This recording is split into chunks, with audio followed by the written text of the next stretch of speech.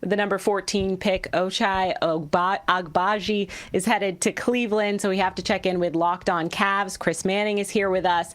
Obviously, we've talked about Agbaji for a while now, a lot of upside there. What was your immediate reaction to the pick? Yeah, I think it's a pretty reasonable pick for Cleveland. I think, with AJ Griffin on the board, with some of the other options there, I think maybe there were higher upside plays. But Agbaji fills a need. 3-and-D, they need shooting, they need more defenders, they need competent NBA wings. And Agbaji is that, a really decorated college player at Kansas, should at least be solid in the NBA. And you can understand this pick. It's not super sexy, but it is a very reasonable draft pick by the Cavs. Fair enough. We're going to bring in our national hosts here from the NBA board. Richard Stamen and Leif Tulin are joining us now. So Richard, we'll start off with you. Was there another pick on the board at this point that you thought maybe would have been a better fit for them at this point in the draft for Cleveland? Yeah, I thought Wendell Moore would have been somebody else on the radar, but I actually really like Ochai Agbaji. He's somebody who I give a lottery grade to. One of the best shooters in the draft, probably top 3. Showed out this year at Kansas, improved his game in every way, and something I don't think he got to show as much of in game as he will in the NBA is his great athleticism. He's somebody who I got to see him when he came through TCU every year he was here, and he gets his head above the rim. I think it's something that'll surprise people. You look at shooting with athleticism and long arms, has a +4 wingspan. I think he's really good value at 14 for somebody who comes in right away and complements this young core.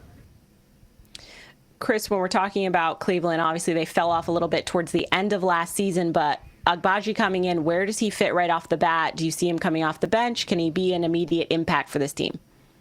I think an immediate impact is the expectation. Kobe Altman, the Cavs president of basketball operations, already spoke about Agbaji, and he already kind of laid out that this is a guy they need to contribute right away, that they feel he is a product they can put out on the floor and lean on right now. I don't necessarily think he's going to be a starter, but he's going to come in and I think get at the very least, a real shot at minutes. I don't think this is a team that trusts Cedi Osman or Dylan Windler or some of the other wing options. Isaac Okoro hasn't quite blossomed as a shooter. Even if there are limitations on his upside, I think Agbaji comes in as a guy that provides something that Cleveland doesn't have on the wing right now as a shooter, and I think that's going to get him a chance to play some real minutes right away. Leif, at this point in the draft, kind of in this first round is where you see maybe some different kind of picks come in here. So as far as Jang coming in at this point, do you feel like this is a good value, and will he be able to contribute to Cleveland in the way that they're hoping? Yeah, I think the idea behind taking Agbaji is getting a shooter for a team that sorely lacks shooting. They have guards, they have size. Let's add some shooting. I think that's the logic. I personally would have taken AJ Griffin, a younger and I think a better shooter, but Ochai Agbaji has got more proven defense and he's able to contribute potentially sooner because he's a senior. He's played at a high level.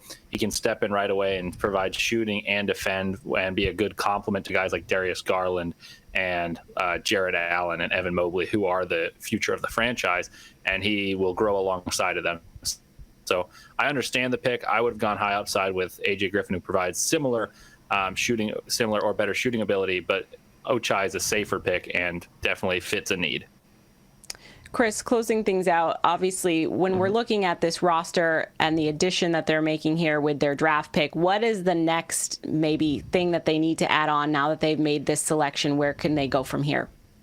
They need more wings. I mean, I think, chasing someone like Gary Harris in free agency makes a lot of sense. I think as we get deeper into the draft, I think taking more shots at wings is still the way for this team to go. They obviously have a big Colin Sexton thing to figure out here, and what happens there, I think, will shape the summer in a lot of ways, but it's still more wings. It's maybe moving on from guys like Osman and Windler and finding some upgrades, finding some more assets if you can by moving on from those guys. But I think Agbaji is probably the first of multiple wings they're going to bring in. It's the biggest hole on the roster. They need certain kinds of wings to support Garland, to support Mobley, to support Allen. And Agbaji is maybe the first one they're going to add here. I would suspect there's more work to be done in that particular position group for Cleveland going forward. And don't rule out backup point guard in the vein of Ricky Rubio last year. Maybe bringing him back, maybe making a trade for someone, maybe chasing someone in free agency. That's another need to look out for as well. Cleveland's made their selection. As for more of what Agbaji actually brings to the team, we're going to check in with Locked On Big 12. Josh Neighbors has more for us. Agbaji, guard, Kansas. Agbaji was the best player on the team that won it all last year, the Kansas Jayhawks, in 2022. I am Josh Neighbors of Locked On Big 12. Ochai Agbaji was entered originally in the 2021 NBA draft, got some feedback, came back to school, and the results were spectacular. He added some off-the-bounce game, really got a lot better off the dribble, shot 48% from the floor, 41 from three, and over 70% from the line. And he was the best player on the best team and also was one of the best players in the best conference in America, the Big 12. He's going to make any team that drafts him better immediately. Maybe not the highest ceiling in the world, but a guy that is just a plus player on both sides of the basketball.